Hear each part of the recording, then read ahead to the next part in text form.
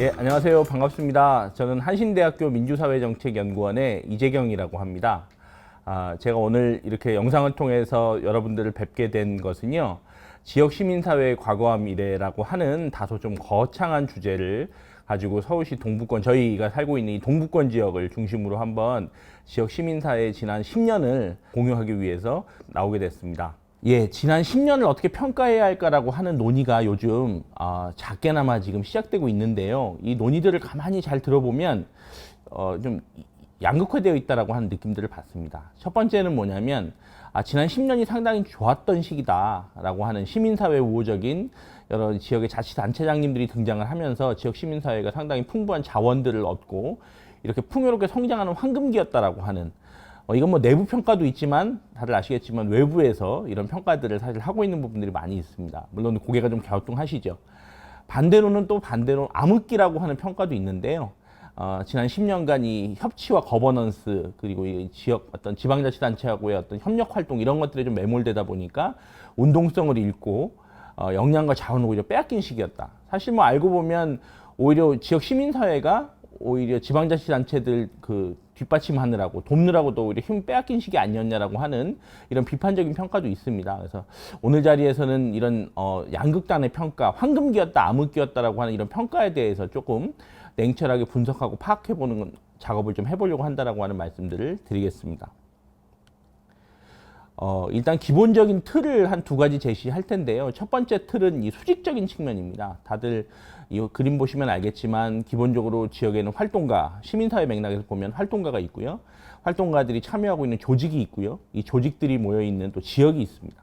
사실 시민사회라고 하는 범주는 지역보다는 조금 더 넓은 범주로서 저희가 이해하는 경향이 있는데요. 최근에 지난 10년간을 좀 살펴보면 이런 전통적인 틀이 많이 좀 약화된 시기가 아니었냐라고 저는 보고 있습니다. 그래서 예를 들면 조직에 소속되지 않은 개인 활동가들이 많이 등장을 하셨습니다. 뭐 독립활동가, 개인 활동가 다양한 표현이 있습니다만, 그리고 또 시민사회 단체가 참 흥미로운 지점인데 한편으로 양적으로는 확대됐는데요. 실제 내적으로는 많이 약화됐다라고 하는 이런 또 이중적인 측면에 지금 놓여 있는 부분도 있고요. 지역이라고 하는 단위도 많이 세분화되었는데요. 예를 들면 근린 단위, 마을 단위, 동 단위, 자치구 단위, 또 우리가 살고 있는 이런 동부권, 권역이라고 하는 단위, 그리고 서울이라고 하는 광역이라고 하는 단위 속에서 지역이라고 하는 개념도 많이 다원화된 게 현실인 것 같습니다. 그리고 시민사회 영역에서는 사실 제가 바로 이어서 말씀드리겠습니다만은 시민사회 실패론이라는 어떤 이런 내용들이 나올 정도로 오히려 이 시민사회가 지금 이전과는 좀 다른 양상들이 나타나고 있는 것이 아니냐라고 하는 이런 얘기들이 있다라고 하는 말씀을 드리겠습니다. 예, 수평적 측면에서 놓고 보면 우리가 크게 국가와 시장, 시민사회라고 하는 세 가지 틀을 가지고 논의를 하고 있고요. 시민사회의 등장은 언제나 국가 실패와 시장 실패라고 하는 이런 맥락 속에서 아주 화려하게 등장을 합니다. 그런데 지금의 논의에서는 사실 시민사회 필요성에 대한 회의론도 일부 나오고 있는데요. 이건 앞서 말씀드린 것처럼 시민사회도 실패할 수 있다. 우리가 지난 10년간 정말 많은 문제들을 해결했습니다만 또 다른 한편으로 말씀드리면 많은 문제가 새롭게 등장했지만 여기에 대해서 시민사회가 충분히 답변하고 있느냐라고 하는 말을 좀 해보면 역시 또 고민스러운 지점들이 있죠. 그렇게 놓고 봤을 때 이런 시민사회의 필요성에 대한 회의론도 제기되고 있는 부분들이 있고요. 또 한편으로는 사회적 경제의 등장처럼 국가와 시장, 시민사회의 경계가 점차 희미해지고 있다라고 하는, 예전에는 명확했잖아요. 국가, 시장, 시민사회라고 하는 틀이. 그런데 시간이 가면 갈수록 사회적 경제의 등장처럼 일종의 영리활동을 하면서도 공익성을 추구한다든지, 예를 들면 이렇게 조금 이전의 설명틀로는 설명되지 않았던 새로운 현상들이 나타나면서 이런 수평적 차원에서의 어떤 전통적인 해석의 틀도 약화되고 있는 양상을 보이고 있습니다. 조금씩 구체적인 강론으로 들어가서 좀 말씀을 좀 나눠보도록 하겠습니다. 일단 활동가라고 하는 측면에서 놓고 봤을 때 제가 관찰한 모습은 어떻게 보면 신진, 중간, 선배 그룹의 어떤 산불, 그러니까 서로 불신하고 있는 이런 현상, 그리고 옛날에는 한 자리에 있으면 같은 꿈을 꿨는데 우리가 이제 한 자리에 있어도 다른 꿈을 꾸는 이런 동상이몽의 현상들이 좀 포착되고 있다라고 하는 말씀을 좀 드리겠는데요. 일단은 신진그룹부터 살펴보면 새롭게 등장한 새로운 활동가들이 많이 얘기하는 게 선배를 믿지 못하겠다, 조직을 믿지 못하겠다. 더 크게는 우리가 추구하는 가치를 믿지 못하겠다라고 하는 이런 회의론을 얘기하는 경우들이 되게 많이 있습니다. 중간 그룹은 어떨까요? 신진 그룹하고 선배 그룹 사이에 끼어 있어서 어렵다. 만나보면 두 사람 다 이해가 두 그룹 다 이해가 된다. 선배들도 이해가 되고 본인은 후배들도 이해된다라고 말씀들을 하시지만 하지만 너무 두 사람이 각자 자기 얘기만 하는 것 같다라고 하는 부분에서 둘 다 싫다라고 하는 반응도 나오고 있고요. 또 한편 다들 아시겠지만 일은 너무너무 많은데 조직의 역량은 부족하다 보니까 이 일을 감당하는 아무래도 허리 그룹들이 많이 어려움을 겪게 됩니다. 그래서 저는 사실 이게 조직의 허리 디스크 현상이라고 얘기를 하는데 심각한 문제죠. 사람도 허리가 다치면 매우 불편한데요. 조직이 지금 이렇게 허리 디스크 상황이기 때문에 사실 매우 힘든 상황이 있다라고 얘기할 수 있을 것 같습니다. 마지막으로 선배 그룹의 좀 불안에 대한 얘기들을 좀 해보면요. 조직과 활동의 지속성에 대해서 불안해하고 있고요. 또 미래에 대한 불안감이 있는데 이 미래에 대한 불안감은 본인이 속해 있는, 본인이 이끌고 있는 조직에 대한 불안감도 있지만 저희가 봐서는 이제 은퇴나 이런 것들이 맞물려서 개인적인 차원에서의 어떤 미래의 불안감이 맞물려 있는 이런 상황이 있다라고 하는 말씀을 드리겠습니다. 그래서 신진 그룹은 불신하고 있고요. 중간 그룹은 불만이 있고 선배 그룹은 불안한 이런 현상들이 나타나고 있다라고 하는 말씀을 드리겠습니다. 그리고 뭐 이건 오래된 아주 고질적인 문제입니다만은 재생산의 위기와 성장 시스템이 부재하고 있다라고 하는, 그러니까 지난 10년간의 여전히 활동가의 재생산은 여전히 해결되지 않은 문제로 남아 있습니다. 우리가 마을 공동체, 사회적 경제, 도시 재생, 혁신 교육, 협치, 뭐 시민협력 플랫폼, 다양한 혁신 정책을 통해서 상당히 많은 인력들이 그래도 유입된 편이었지만 과연 이분들이 계속 남아있을 것인지 확신하기가 어렵다라고 하는, 그러니까 철저하게 정책 기반 또 예산 기반으로 활동가들이 유입된 거다 보니까 이 정책과 예산이 끊어졌을 때 과연 이분들이 남아있을 수 있을지에 대해서 확신하기 어렵고요. 다들 아시겠지만 지역사회나 지역사회 조직의 여건이 역시나 많이 어렵기 때문에 정책과 예산이 끝났을 때 이분들을 계속 과연 유지할 수 있을지에 대한 고민도 있습니다. 또 저희 조직들의 고민은 당연한 거지만 성장 시스템이 또 부재하고 있다라고 하는 거죠. 그러니까 신진 활동가가 꿈과 희망을 가지고 진입을 했는데요. 아시겠지만 만성적인 과로, 시간이 없고요. 개발할 시간, 여유, 여력, 뭐 예를 들면 돈 이런 것들이 종합적으로 다 없기 때문에 여러 가지 현실적인 여건에서 어렵다라고 하는 부분이 있고요. 또 하나는 본인이 생각했던 이런 가치나 이런 것들이 막상 현장에서 부딪혀 보면 이런 가치들이 잃어버리는 상황들, 또 실망, 활동에 대해서 실망하게 되는 상황들 이런 것들이 이제 발생을 합니다. 그래서 저는 이 대부분 이제 주로 이제 청년 그룹들인데요. 저는 이 네 가지 경로를 제가 현장에서 확인하기에는 주로 선택하고 있는 것 같은데, 첫 번째는 뭐냐면 탈출하는 거죠. 더는 못하겠다라고 하는, 탈출하겠다라고 하는 거고, 두 번째는 이래서는 안 되지 않습니까라고 하는 이제 항의를 하고 목소리를 내는 이런 그룹도 있고요.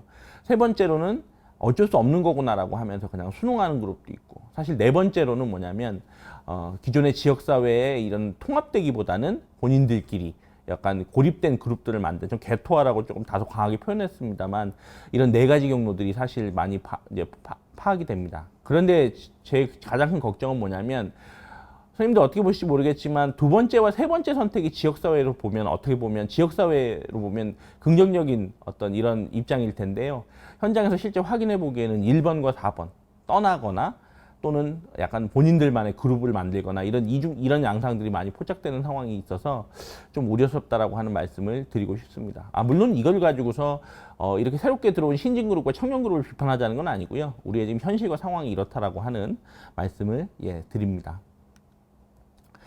그리고 또 공익활동가라고 하는 새로운 정체성이 막 들어오고 있습니다. 뭐 관련 조례가 만들어지고 관련 토론회가 열리고 하는데요. 근데 이 공익이라고 하는 개념에 대해서 또 불편해하시는 활동가들도 많이 있는 것 같고요. 또 이 공익 개념 자체가 상당히 좀 모호한 개념이기 때문에 이 개념을 어떻게 정의할 것이냐가 상당히 중요하다라고 하는 말씀을 좀 더 드리고 싶습니다. 공익이라고 하는 개념은 기본적으로 공공성에 근거를 하고 있거든요. 근데 공공성이라고 하는 걸 저희가 오해하지 말아야 되는 게, 이게 무조건 예를 들면 국가 이런 것이 무조건 공공성이라고 생각하시는 경향이 있습니다만, 공공성의 엄밀한 의미를 따지고 보면요, 국가와 공동체 간의 합의가 되게 중요하다라고 하는 말씀을 좀 드리고 싶습니다. 그런데 지금 가장 이제 우려스러운 건 저희에게 주어지는 이 공익이라고 하는 개념이 국가에 의해서 일방적으로 규정되는 것이 아니냐라고 하는 이런 부분에 대한 우려가 분명히 또 나타나고 있고요.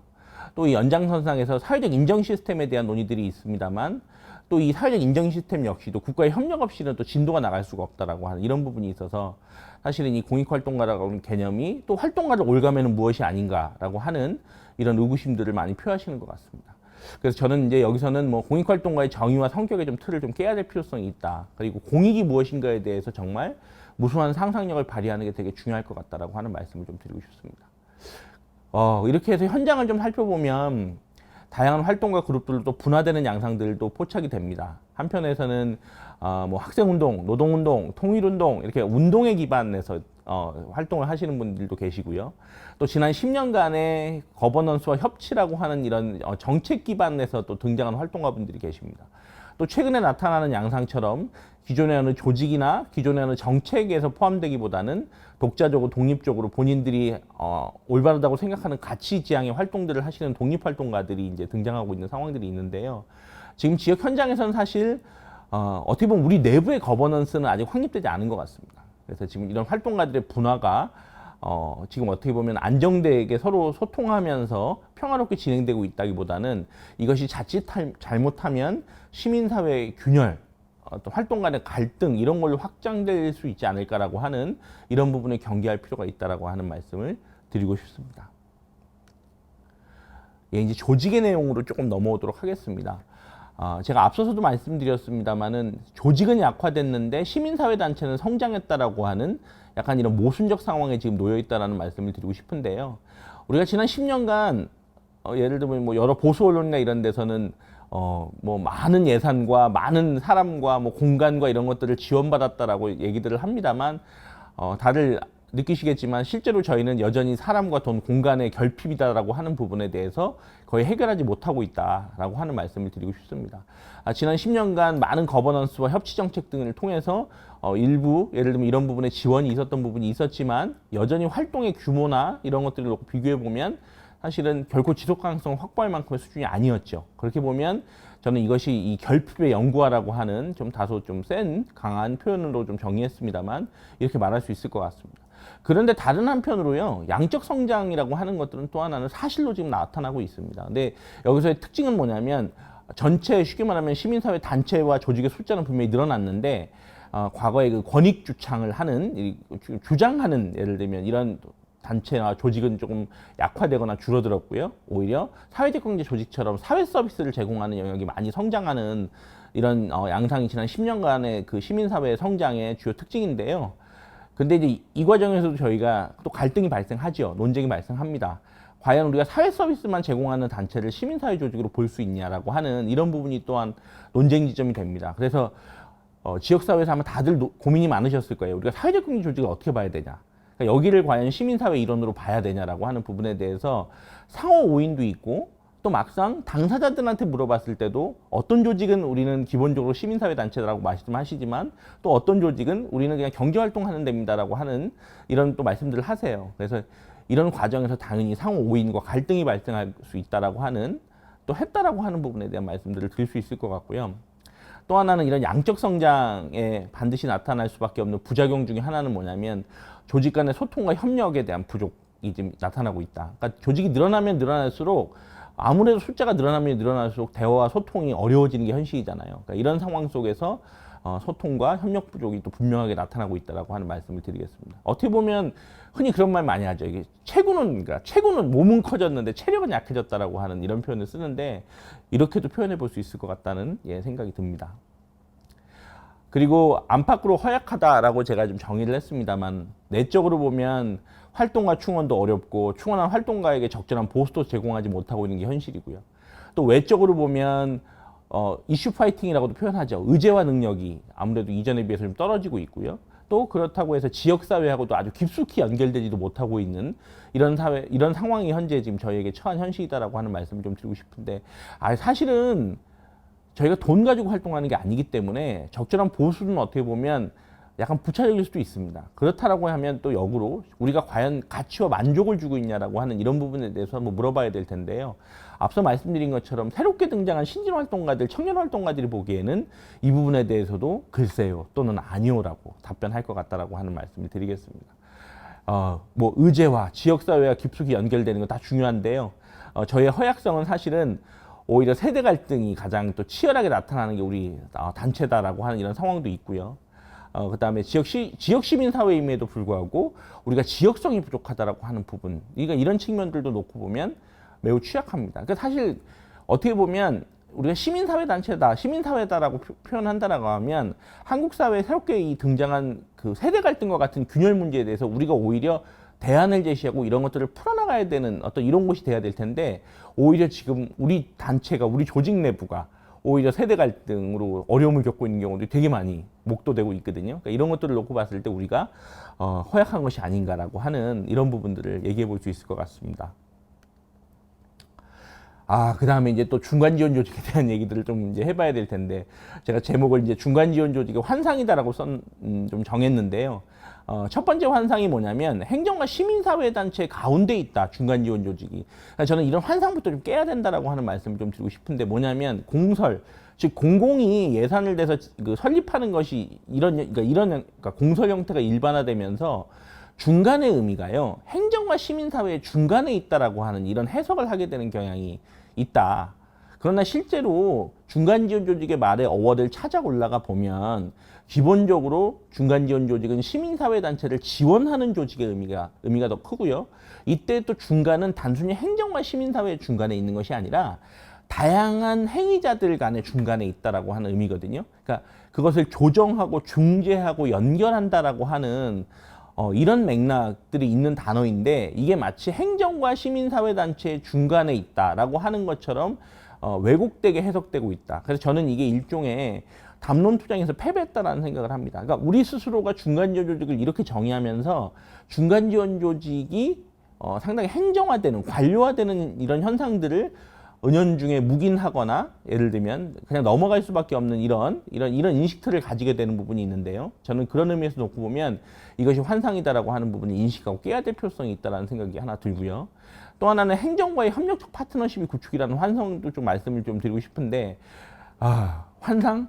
언젠가는 가야 될 지향이라는 건 인정합니다. 그런데 우리가 현실에서 확인하는 것은 사실 협력 관계가 아니라 주로 수직적 관계가 형성되고 있다라고 하는 이런 부분을 파악할 수 있고요. 그런 의미에서 놓고 보면 중간 지원 조직이 어떻게 보면 정책 전달에 상당히 도구화가 되는, 그래서 우리가 꿈꾸는 현장 중심의 유연한 대응, 현장 조직이 원하면 중간 지원 조직이 그에 맞춰서 맞춤형 지원을 해줘야 되는 이런 것들을 기대하는데, 이런 것이 좀 어려워진 부분들이 있고요. 또 예산의 통합적인 지원, 그러니까 예산을 칸막이 치지 않고 통합적으로 지원해서 예를 들면 현장 조직들이 좀 수월하게 사용할 수 있게 해주는 이런 것들이 필요하다라고 저희는 얘기를 합니다만, 실상에서 이런 것은 거의 불가능하고요. 대부분 기존의 행정정책을 전달하는 이런 역할밖에 못하는 그런 과정에서 당연히 나타나는 현상이 관료화일 수밖에 없다라고 하는 말씀을 드리겠습니다. 그러니까 이런 환상들을 깨지 못한다라고 하면 중간 지원 조직은 아마 계속해서 이런 방향으로 갈 수밖에 없지 않나라고 하는 이런 우려를 말씀드리고 싶습니다. 여러 가지 지금 현재 그런 상황 속에서 저는 중간 지원 조직이 경계선에 있다, 저는 마지날 또는 뭐 이런 어떤 경계에 있다라고 하는 이런 표현들을 좀 드리고 싶은데요. 여러 가지 한계들을 좀 생각해 보면 첫 번째로는 내부 정체성이 혼란스럽습니다. 대표는 활동가인데 실무자는 공채로 그냥 뽑힌 직원이다라고 하는. 근데 이것도 저는 물음표를 좀 사실 던지고 싶은데 이건 제가 좀 이따 말씀을 드리도록 하고요. 상당히 어중간한 조직이 돼가고 있다라고 하는, 예산과 인력 등의 이런 지원들이 뭘 할 수도 없고 뭘 안 하기도 애매한 이런 어중간한 조직의 형태가 되고 있다라고 하는 말씀을 좀 드리고 싶고요. 또 하나는 이런 여러 가지 한계들 때문에 상당히 높은 이직률이 또 맞물려 있으면서 역량을 축적하는 데 실패하고 있고, 또 우리 고도화해야 된다고 자꾸 요구는 합니다만 실제로는 이런 상황 속에서 고도화가 이루어지기 되게 어렵다라고 하는 이런 말씀들을 좀 드리고 싶습니다. 저도 연구하는 사람입니다만 많은 연구자들이 중간 지원 조직에 대해서 고도화해라, 혁신하라고 이렇게 딱 적습니다만, 저는 제 생각에는 사실 이게 상당히 어려운 과제다. 이 앞서 말씀드린 내부 정체성의 혼란, 이런 조직과 예산과 인력의 이런 어중간한 상황들, 높은 이직률 이런 것들이 맞물려 있어서 사실은 고도화 혁신이 매우 다 쉽지 않은 상황이다라고 하는 말씀을 좀 드리고 싶습니다. 이런 맥락에서 경계선에서 지금 중간 지원 조직이 좀 방황하고 있다라고 저는 말씀을 드리고 싶은데, 만들 때는 참 뜨거웠지만 만들고 난 이후에는 이 냉소하는, 그러니까 이 경계선에 있는 중간 지원 조직을 시민사회가 좀 꽉 끌어안아야 될 텐데, 만들 때는 열렬한 지지를 보내지만 막상 만들고 난 이후에는 좀 냉소하는 이런 부분들. 그래서 오히려 이것들이 중간 지원 조직이 더 행정화되고 관료화되는 것을 우리가 지금 촉진하고 있는 건 아닌가라고 하는 반성을 좀 해봐야 될 것 같다는 말씀을 좀 드리고 싶고요. 상당히 중간 지원 조직을 기반으로 해서 많은 밀레니얼 세대들, 또 젊은 분들이 지역 활동으로 유입되고 있습니다만, 이들에 대한 아까 말씀드린 것처럼 뭔가 직원이다, 뜨겁지 않다, 헌신하지 않는다라고 하는 이런 비판들을 하면서 오히려 이 뜻과 꿈을 가진 이 젊은 또 많은 분들께서 오히려 지역 활동가를 좀 혐오하고 비난하고 이런 상황들이 발생하면서 오히려 갈등이 더 악화되는 이런 상황들이 있다라고 하는 이런 좀 안타까운 상황이 있다라고 하는 말씀을 드립니다. 그리고 또 이제 협치입니다. 오늘 참 다뤄야 될 내용들이 많은데요. 협치도 보면 제가 문구 따온 건 제가 실제로 과거에 인터뷰하면서 만난 분이 해주신 말씀이에요. 우리는 마치 거버넌스 하려고 시민운동하는 것 같아요라고 말을 할 정도로 우리가 너무 지나치게 우리의 활동과 이런 어떤 고민들이 거버넌스와 협치에 너무 이렇게 집중되어 있는 것은 아닌가라고 하는 이런 자성적 목소리를 좀 내신 거라고 저는 보고 있는데요. 한편으로 보면 이런 거죠. 우리가 지역 내 협력, 같은 한 지역 안에서의 어떤 협력, 또는 지역 간 협력, 구를 넘나드는 이런 협력에는 소극적이었는데 왜 우리는 행정과의 협력에는 그렇게 적극적이었을까라고 하는 이런 부분도 우리 한번 생각해 봐야 될 필요성이 있을 것 같고요.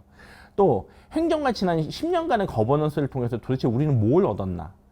어공이다라고 하는, 예를 들면 어쩌다 공무원이다라고 하는 일부 자리를 얻었고요. 중간 지원 조직이 생겨났고요. 용역과 위탁 사업들이 일부 생겨나고 늘어난 부분이 분명히 있을 텐데 이것만 가지고 과연 이거 긍정적으로 평가할 수 있냐라고 하는 이런 고민도 있고요. 또 하나는 아주 근본적으로 생각해 보면 과연 지역 활동과 협력적 거버넌스라고 하는 게 양립할 수 있을까? 그러니까 지역 활동은 기본적으로 변화적 활동이잖아요. 우리가 지역에서 활동하는 이유는 현실에 이런 문제가 있으니까 이런 것들을 해소하자라고 하는 변화적 목적을 가진 활동인데요. 반면에 행정의 이런 협력적 거버넌스나 행정에 있던 사업들의 특징들을 보면 대부분 현상유지적입니다. 어떻게 보면 서로의 지향과 정체성이 다른 이 활동들이 협치라고 하는 것들을 통해서 과연 조화를 이룰 수 있을까? 어떻게 보면 책에서는, 연구에서는, 논문에서는, 또 우리의 머릿속에서 상상해서는 가능한 그림이었을 수 있겠지만 이게 현실에서는 정말 쉽지 않은 일이었겠다라고 하는 이런 이야기를 또 나누고 싶습니다. 지난 10년간 저는 한편으로 표현드리면 협치를 했지만 상당히 제한됐다라고 하는 말씀도 좀 드리고 싶고요. 다소 비학술적인 표현입니다만 한 방에 날아간 협치다라고 하는 표현을 드렸던 건 뭐냐면 결국은 그 지역사회 시민운동의 어떤 우호적인 이른바 혁신단체장들이 떠나면 협치가 갑자기 확 사라지는, 예를 들면 몇 년 전 어느 논문에서 어느 자치구가 엄청나게 협치를 잘하는 지역으로 평가되고 아주 구체적으로 명시돼서 나왔습니다만 몇 년 지나고 그 지역을 돌아다 보면 지금은 과연 협치를 뭘 하고 있지? 라고 했을 때 아마 아무도 쉽게 답변하지 못할 거라고 저는 보고 있는데요. 이런 상황들이 있다라고 하는 이런 말씀을 좀 드리고 싶고요. 사실 지난 10년간 협치의 가장 핵심에 있었다라고 얘기하는 다양한 혁신 정책들도 잘 놓고 생각해 보면 극히 일부를 제외하고 우리가 이 정책을 만드는 과정에는 정말 별로 참여해보지 못했다. 그리고 이 정책이 지난 10년간 운영되면서 나타난 많은 문제들이 있었는데 이 문제들을 정말 제대로 우리가 수정한 적이 있었냐라고 하는 걸 보면 역시 고민스럽다라고 하는 말씀을 좀 드리고 싶고요. 또 하나는 그러니까 우리가 일부 혁신 정책에서는 협치가 상당히 힘을 발휘했습니다만은 국가와 시장이 철저하게 지배하는 영역들이 있죠. 부동산, 도시계획, 도시정비, 주택 이런 걸로는 사실 알고 보면 실질적으로 시민사회가 나서서 개입해서 뭔가 목소리를 내거나 힘을 쓸 수 있는 지점이 전혀 없었던 이런 부분이 있었습니다. 그러면서 이제 쭉 이야기를 좀 정리하다 보니까 이제 지역 시민사회 위기론이라고 하는 맥락으로 넘어오게 되는데, 그래서 이제 얘기를 나누다 보면 개인과 조직은 성장했는데 시민사회 전체 성장으로 보면 좀 회의적이다라고 하는 개인의 성장, 많은 분들이 또 어쩌다 공무원이 되기도 했고 또 실제로 지난 10년의 과정을 통해서 또 많이 정책적으로나 이런 것들로 성장한 분들이 또 많이 있죠. 조직의 성장이 있었습니다. 일부 조직입니다만 사람과 공간 또 돈이 생긴 조직들이 있었어요. 그런데 시민사회 전체의 성장으로 놓고 보면 과연 그런가? 커먼즈의 실패다 또는 공유주의 비극이다라고 하는 개념을 제가 간단하게 좀 소개를 해보면 어떻게 보면 저희에게는 시민사회라고 하는 이 영역 자체가 저희 입장에서 공유자산이잖아요. 커먼즈입니다, 일종의. 그런데 저희가 실제 시민사회 전체의 성장으로 보면 회의적이고 비판적인 목소리가 나오는 이런 현상이 어떻게 보면 공유주의 비극인데, 저는 이런 비극이 왜 생겼냐라고 하는 것들을 좀 거슬러 올라가면 남 탓, 행정 탓, 일단 다 빼놓고 우리 내부도 한번 고민해 놓고 봤을 때 이런 말씀을 좀 드리고 싶은 거죠. 사회적 경제조차도 경쟁적으로 하는 한국 사회다라고 하는 이탈리아 볼로네 대학의 스테파노 지마니 교수의 저 말을 제가 가지고 왔는데요. 뭐냐면 우리가 너무 전체적인 시민사회 성장보다는 개인, 개별 조직이나 단체의 성장 또는 지역 간 협력보다는 지역 간 경쟁 이런 것들에 너무 우리가 매몰돼 있다 보니까 전체의 공유주의를 유지하고 관리하고 풍성하게 만드는 데 실패한 것이 아닌가라고 하는 이런 생각이 좀 들었고요. 또 하나는 또 이제 10년의 시간이 지나면서 역량과 컨텐츠의 한계도 좀 이제 나타나고 있는 부분이 있다라고 하는. 그러니까 민선 5기 초기에 그렇게 시민사회가 바빴습니다. 왜냐하면 저희가 서울의 문제, 한국 사회 문제를 해결하는데 꽤나 유능했거든요. 그런데 지난 10년이 지나면서 이제는 국가와 시장이 해결하지 못하는 문제를 과연 시민사회가 해결하냐라고 하는 문제에 대해서 질문이 들어오면 우리가 해결할 수 있다라고 하는 말을 이제 쉽게 하기 어려운 상황에 놓여 있다라고 말씀드릴 수 있을 것 같습니다.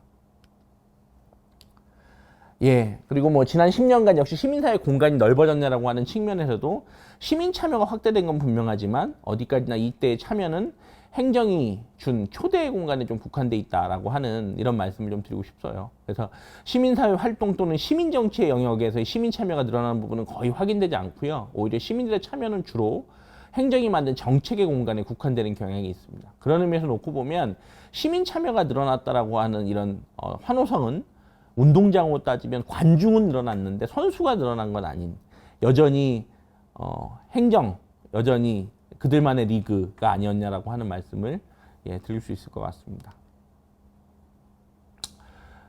예, 이 장의 마지막 시트입니다.